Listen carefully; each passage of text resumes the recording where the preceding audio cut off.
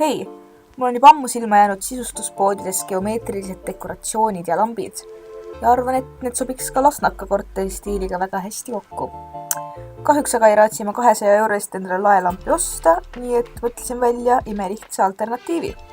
Selleks läheb vaja vaid liimi, puidust grillimisvardaid ja midagi, millega pulki lõigata. Kui soovid lampi teha, läheks vaja ka pirni ning juhtmega pirnipesa. Siis tuleb koguda veidike inspiratsiooni. Nägin veel väga lahedaid lillevaase ja lihtsalt kujundeid, mida saaks täiesti sama tehnikaga valmistada. Inspiratsioonipildi järgi joonista välja kujund, mille järgi sa hakkad tükke lõikama ja neid omavahel kokku liimima.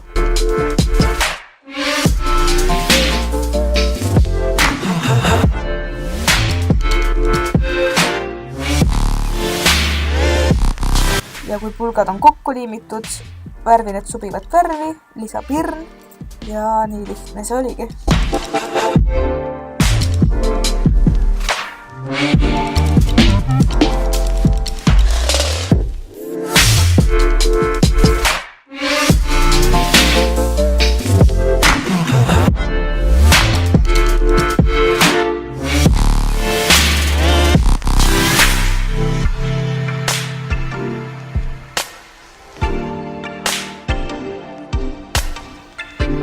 Juba ootan, et elutuba oleks valmis ja saaks need sinna lisada.